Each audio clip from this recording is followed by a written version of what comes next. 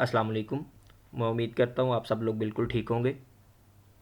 आज की इस वीडियो में हमने मीडिएशन और मॉडरेशन इन दोनों के दरमियान डिफरेंस क्या है उस चीज़ को देखना है। ठीक है, जो रिसर्च के अंदर वेरिएबल्स हैं उनके अंदर ये ऐसे दो वेरिएबल्स हैं मीडिएटर और मॉडरेटर जिनके अंदर बड़ी कन्फ्यूजन पाई जाती है। लोगों को इतनी जल्दी समझ नहीं आती है इस चीज़ की। ठीक है, तो आज हम इसके ऊपर बात करते हैं। सबसे पहले मीडिएशन की बात करते हैं। तो बस एक चीज़ याद रख लीजिएगा कि मीडिएशन रीज़न होता है। मीडिएशन रीज़न किस चीज़ का? इंडिपेंडेंट वेरिएबल और डिपेंडेंट वेरिएबल के दरमियान जो रिलेशन होता है वो मीडिएशन की वजह से बन रहा होता है। It is the reason that independent variable affect dependent variable. ये बात याद रख लीजिएगा, बड़ी सिंपल सी बात है कि इंडिपेंडेंट वेरिएबल और डिपेंडेंट वेरिएबल के दरमियान जो वजह होती है आपस में रिलेशनशिप की वो मीडिएशन होती है। सिंपल। दूसरी तरफ आएँ तो मॉडरेशन है। मॉडरेशन क्या करता है? कंटेक्चुअलाइजिंग द अफेक्ट।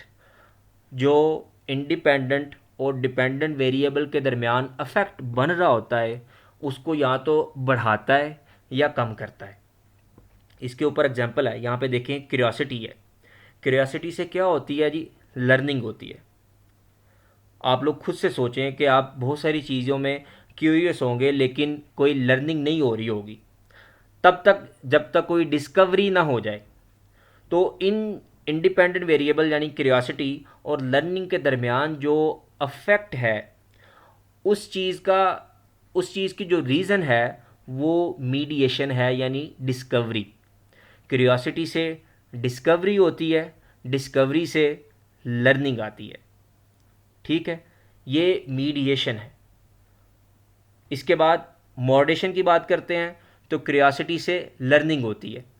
तो यहाँ पे एक मॉडरेटर है डिस्ट्रैक्शन। आपके ख्याल में डिस्ट्रैक्शन यहाँ पे क्या काम कर रहा है जी? क्यूरियोसिटी, हम कहते हैं क्यूरियोसिटी होती है तो लर्निंग ज़्यादा होती है। फिर हम कहते हैं कि यहाँ पे कुछ डिस्ट्रैक्शन एड्स हैं। तो डिस्ट्रैक्शन की वजह से क्या होगा? इनके दरमियान जो पॉजिटिव इफेक्ट है यानी क्यूरियोसिटी के बढ़ने की वजह से लर्निंग जो बढ़ रही है वो डिस्ट्रैक्शन की वजह से कम हो जाएगी। यानी इंडिपेंडेंट वेरिएबल और डिपेंडेंट वेरिएबल के दरमियान जो डिफरेंस है, जो रिलेशनशिप है, पॉजिटिव रिलेशनशिप, उसको ये जो मॉडरेटर है इस वक्त कम कर रहा है, डैम्पन कर रहा है इफेक्ट को। ठीक है, तो ये मीडिएशन रीज़न होता है। मॉडरेशन सिर्फ और सिर्फ अफेक्ट को या तो बढ़ा रही होती है या कम कर रही होती है।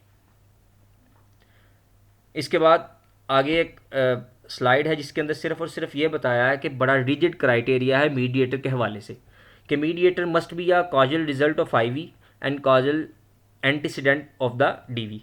यहाँ पे देखें कि ये मीडिएटर है, ये इंडिपेंडेंट का रिज़ल्ट होना चाहिए।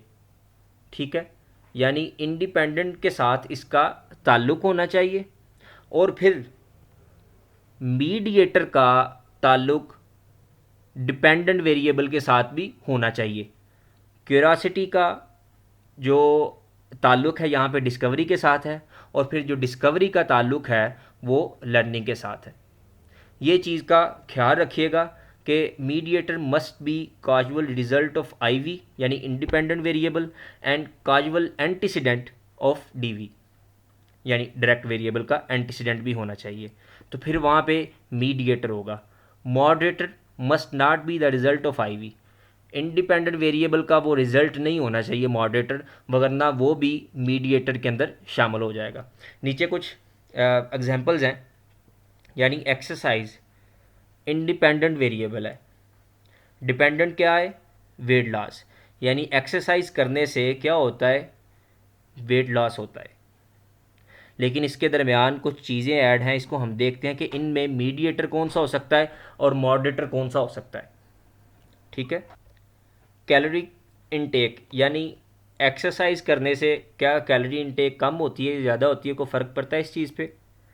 जी हाँ, बिल्कुल पड़ता है। आप ज़्यादा एक्सरसाइज करेंगे, आपको ज़्यादा भूख लगेगी, आप कैलोरी उतनी ही ज़्यादा लेंगे। तो इसका इफेक्ट फिर वेट लॉस पे भी होगा। तो ये जहाँ पे जो कैलोरीक इनटेक है ये मीडिएटर है। इसके बाद जेंडर देखें, ठीक है। जेंडर क्या होता है? मैनली पार्ट्स, विमनली पार्ट्स, यानी मस्कुलाइन और फेमिनन करेक्टरिस्टिक्स, ठीक है। इनका कोई ताल्लुक है एक्सरसाइज के साथ? नहीं, बिल्कुल नहीं है जी। जेंडर का ताल्लुक नहीं है एक्सरसाइज के साथ और ना ही वेट लॉस के साथ। ये सिर्फ और सिर्फ फेमिनाइन और मस्कुलाइन करेक्टरिस्टिक जो हैं उनके साथ इसका ताल्लुक है। तो यहाँ पे ये एक्सरसाइज और वेट लॉस के साथ कोई रिलेशनशिप नहीं है, तो इसको एज अ मॉडरेटर यूज़ कर सकते हैं। ये एक मॉडरेटर है। इसके बाद आगे है एज। एज क्या होते हैं? सिंपल आपके नंबर्स होते हैं जी, ठीक है। एक्सरसाइज से एज का कोई इफ़ेक्ट होता है? नहीं। अगर आप 20 साल के हैं तो आप यकीनन अगले साल 21 के हो जाएंगे, चाहे आपकी जो शक्ल सूरत है वो 20 साल की ही क्यों ना लगे, लेकिन जो एज है वो तो आगे बढ़ जाएगी, ठीक है। ये तो नंबर्स हैं, ये तो बढ़ने ही बढ़ने हैं। एक्सरसाइज का उन नंबर्स पे कोई फ़र्क नहीं पड़ता है और वेट लॉस पे भी कोई फ़र्क नहीं पड़ता है। तो यकीनन ये जो चीज़ है यहाँ पे मीडिएटर नहीं यूज़ हो सकती, इसको मॉडरेटर यूज़ कर सकते हैं। प्रायर वेट यानी पहले जो वेट था एक्सरसाइज का उसके साथ कोई ताल्लुक नहीं है, ठीक है। तो यकीनन यहाँ पे ये मीडिएटर यूज़ नहीं होगा। वेल बीइंग, ये छूट गया था, ये रह गया। वेल बीइंग, एक्सरसाइज से यकीनन वेल बीइंग होती है। वेल बीइंग का क्या ताल्लुक है वेट लॉस के साथ, इसको देखना पड़ेगा। तो यहाँ पे ये एज आ मीडिएटर यूज़ हो सकता है।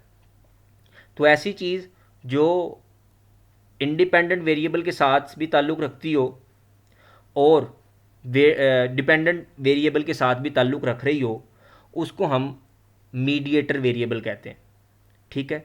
यानी इंडिपेंडेंट और डिपेंडेंट वेरिएबल के दरमियान जो रिलेशनशिप बनाने की वजह होती है उसको हम मीडिएटर कह रहे होते हैं। और इंडिपेंडेंट वेरिएबल और डिपेंडेंट वेरिएबल के दरमियान जो अफेक्ट होता है उसको कम या जो ज़्यादा कर रही होती है उसको हम मॉडरेटर वेरिएबल कहते हैं, ठीक है।